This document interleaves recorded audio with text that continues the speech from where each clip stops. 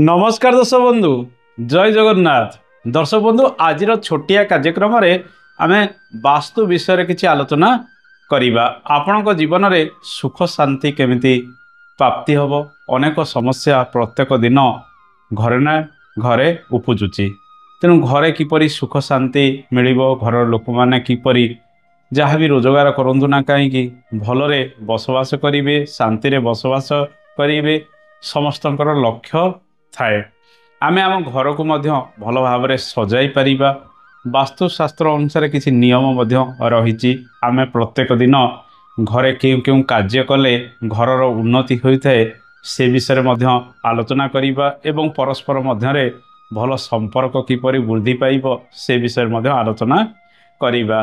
प्रारब्ध कर्म फल अनुसार आमे ए जन्म भल फल भोग करुचे किंबा कष्ट फल भोग करुचे से अनुसार आमर बासस्थान पूर्वर निर्धारण करा जायछि। आपण क्यों जगार जन्म हेबे आपणकर जन्मर मृत्यु पर्यंत क्यों जगार अधिक समय बिताइबे।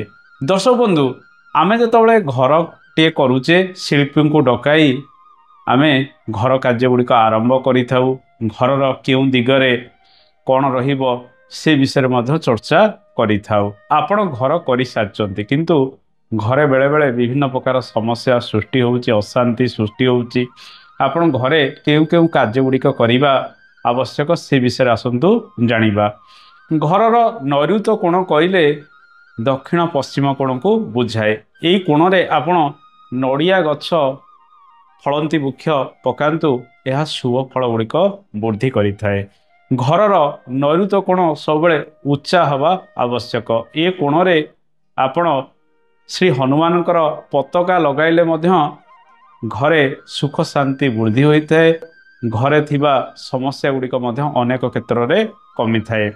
घरर ईशान कोण रे आपण श्रीहरि विष्णुंकर मंदिर पताका आनी मध्य लगाइले शुभ फल गुड़िक मध्य वृद्धि पाई थाए।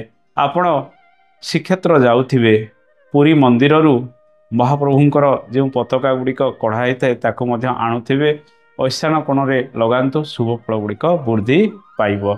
दर्शक बंधु घर को प्रत्येक दिन सफा करंतु। शनिवार अमावास्या दिन घर को परिष्कार परिच्छन्न करंतु।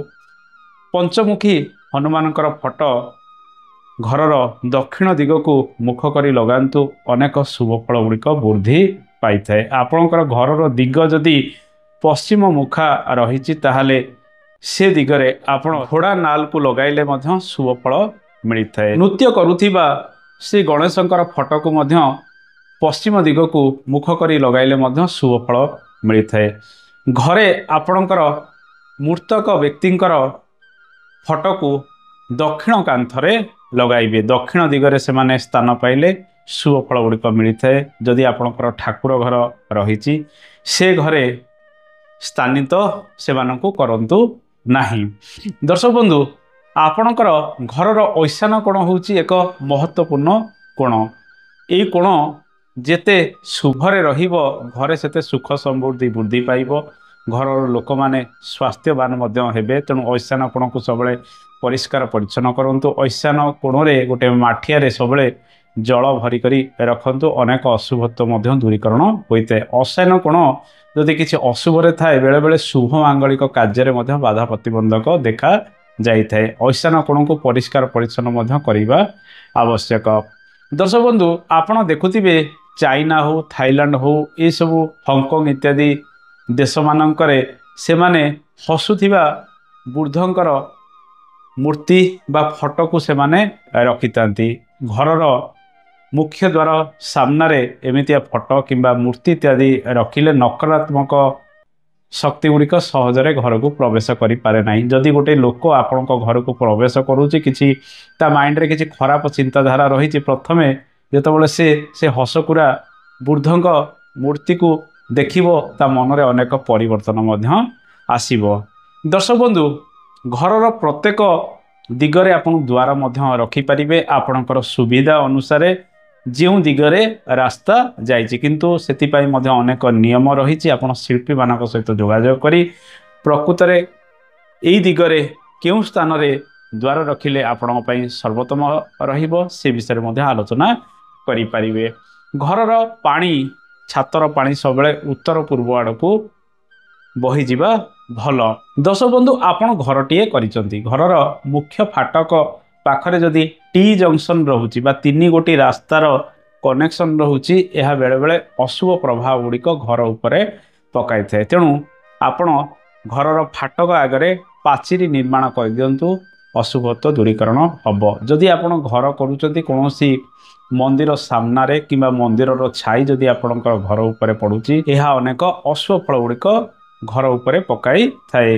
देवी मंदिर सामनारे केबे घर करिवे नाही। दर्शक बंधु आहुरी अनेक वास्तु कथा गुड़िक रही। आपणकर शयन कक्षरे सबले श्री राधाकृष्णकर जुगल मूर्तिर फोटो रखंतु। परस्पर मध्य प्रेमर वातावरण सृष्टि हब। से घरर आपणकर पूर्व कांथरे किंबा उत्तर कांथरे आपण 7 गोटी घोड़ा दौड़िथिबार चित्र मध्य स्थानित करंतु। अनेक शुभ फल गुड़िक आपण को मिलिबो। घरे आपण कंटा जातीय वृक्ष गुड़िक रखिले अशुभ फल गुड़िक मिलता है। मनी प्लांट इत्यादि कौन कुंडरे लगाई पारिबे। दर्शक बंधु घरे आपणकर टॉयलेट रही। टॉयलेट रे आपण गोटा पात्र रे किछि गोड़ा लुण को मध्य रखि दियंतु। जेतबेले से लुण मेल्ट करि जिवो ताको काढी देई पुणी आउ किछि लुण मध्य से पात्र रे रखंतु। नेगेटिव एनर्जी गुड़िक यह मध्य दूरीभूत करि थाए। आपण गोमूत्र रे घर को बेले बेले परिष्कार परिच्छन्न करंतु किंबा घरे टिके छिंचन करंतु। देखिबे अशुभत्व मध्य दूरीकरण हुए। आगे माटी घर थिला माँ माने गोबर रे घर को लिपा पोछा मध्य करुथिले। एबे ए सब समय जेमिति बदली जाइछि। कोठाघर प्रायतः अनेक लोकंकर हो जाइछि। तेणु गोमूत्र घरे मझिरे मझिरे छिंचन करंतु। आटलिस्ट शनिवार किंबा अमावास्या मध्य छिंचन करंतु। घरे संध्या बेले श्री कपूरर दीपटीए लगांतु एवं श्री कपूर रे तैयारी झुणा दियंतु। गुगुल रे तैयारी झुणा दियंतु। घरर वातावरण मध्य चेंज हो जिवो। अनेक शुभ फल गुड़िक मिलिबो। घरे प्रत्येक दिन आपण गायत्री मंत्र श्री विष्णु पुराण इत्यादि मध्य पाठ करंतु किंबा श्रवण करंतु। अनेक शुभ फल गुड़िक मिलिबो। दर्शक बंधु वास्तु विषय आमे किछि चर्चा कले। घरे कौन कौन उपाय गुड़िक कले आपणकर सुख समृद्धि वृद्धि पाइब। आहुरी अनेक वास्तु कार्यक्रम गुड़िक पूर्वर करा जायछि।